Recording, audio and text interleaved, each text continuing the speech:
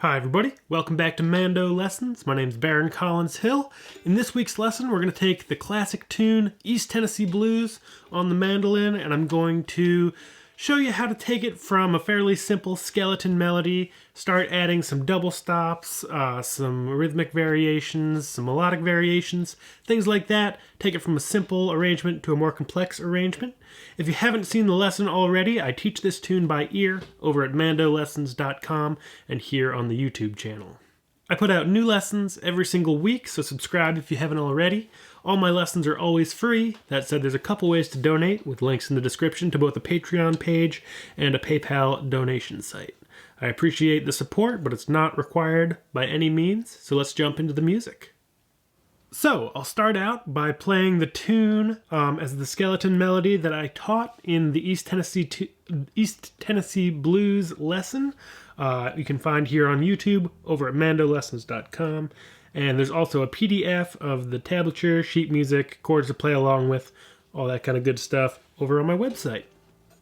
After that, I will jump into adding some variations, double stops, things like that. This tune is fairly complex, so it might kind of burn my brain out, and I might not be able to do too much stuff while talking, and too much talking while doing more complex playing.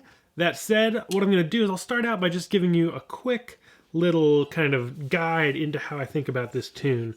And really, I think of it as two parts. You've got the A section, and the first half of the A is sort of the same idea on two sets of strings. You start on the E string, and then you play the same phrase on the A string. So in the A section, and then, so it's the same phrase, just on two different strings, and I'll be using that to play. So once I create one bit of variation on the E string, I can use that same variation on the A string. That's a great way to work on, creating variation in your playing, but then also being able to immediately reuse that new musical idea. The same thing happens at the top of the B part, where you have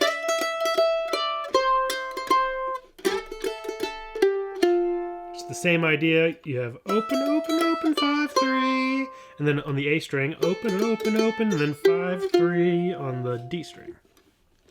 So we're going to use the same idea there. And then the ending phrases are the same for both parts.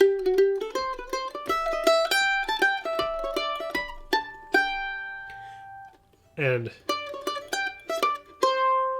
as the very ending.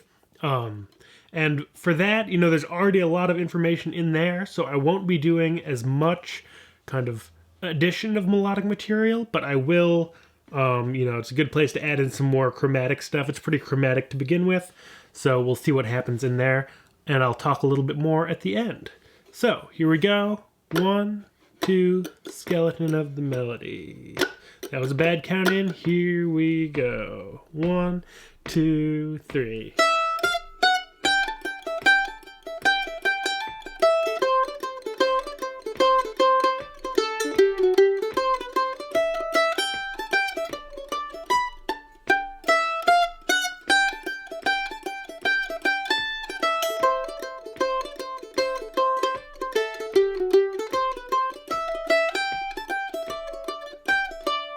B part.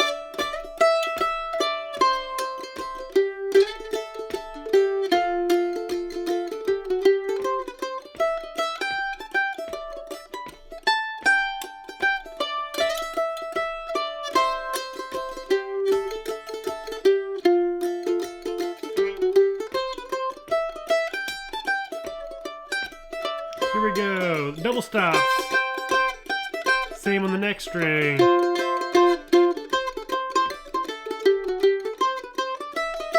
Unchanged. Different double stops.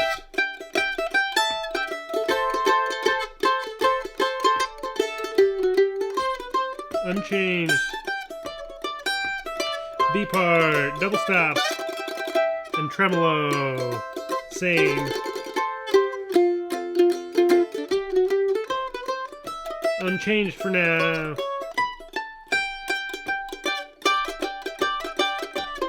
That little variation.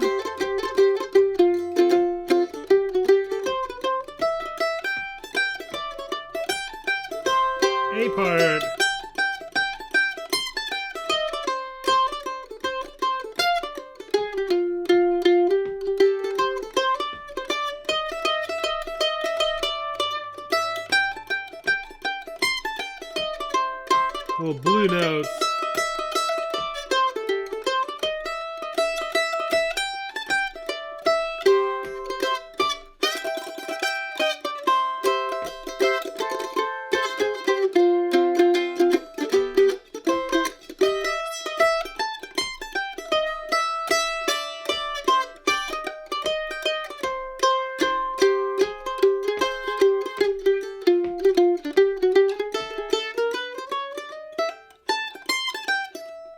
One more.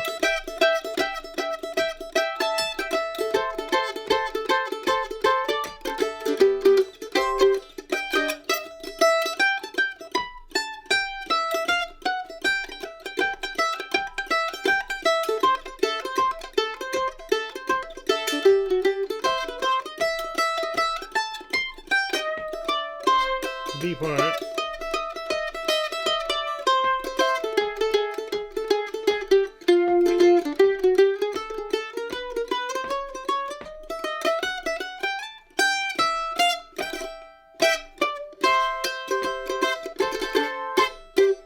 Going out.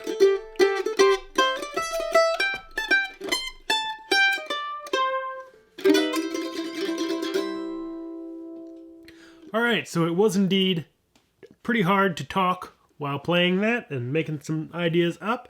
So I think you might have a pretty good sense of what's going on at the beginning of the A and B parts, just from what I said at the beginning there.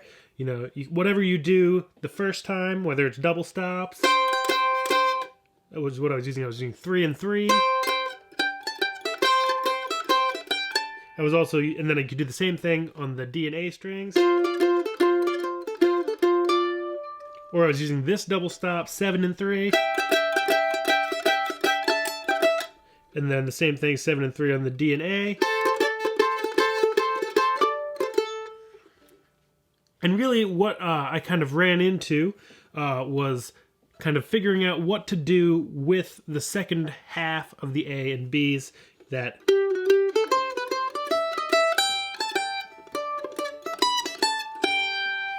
And what I ended up doing, I think, for the most part, I was most tempted to not mess with it all that much. Especially because as I went along, you know, I was doing a fair amount of kind of manipulating the melody at the beginning of the phrase, and I was using that pretty notey but memorable second half of each part as a way to kind of bring the melody back and not totally get lost, get out of orbit, and kind of lose the melody entirely. So you could do kind of whatever you want, and then you can do the same thing on the next string. And then, you know, that's going to be kind of your melodic variation. And then you can always come back to, which is a great little melodic line. It's all eighth notes up until there. So there's not a lot of stuff to add.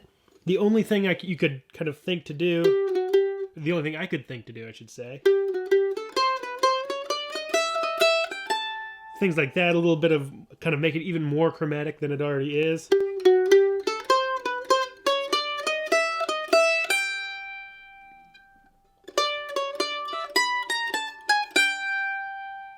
You know, more of that chromatic movement. You can also kind of lean into some of those blue notes.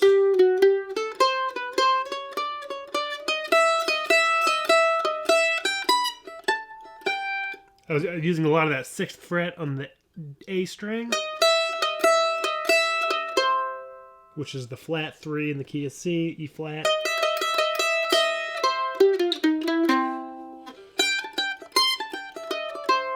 And then, you know, so that's your A part, and going back to the B, we have that sort of fairly more spacious phrase.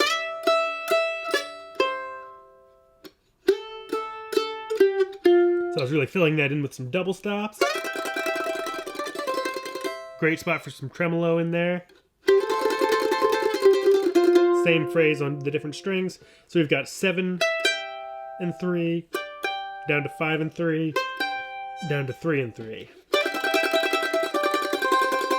And then the same thing on the D and A. I'm also starting with a little bit of a hammer on. And then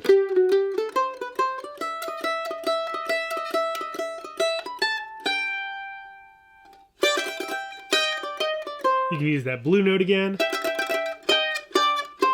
7, 6, 5, 3. Same thing in the D and A.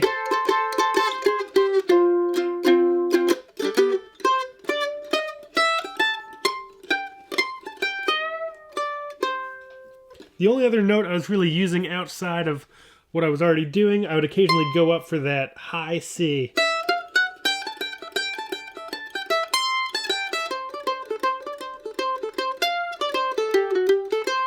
Things like that. I think that's a good place to leave it off. You can always go back and watch what I'm doing and slow it down a little bit by using the gear in the bottom right hand corner. That gives you a little bit more time to see what's going on with my fingers. It's always a lot of fun to do these simple to complex videos. I hope you got something out of this one. There's lots more of these, as well as tunes and other lessons over at mandolessons.com. Put out new lessons here every single week, so subscribe if you haven't already. Support is always appreciated, but not required. And those links again are in the description. Hope you have a great day. See you in the next one. Bye-bye.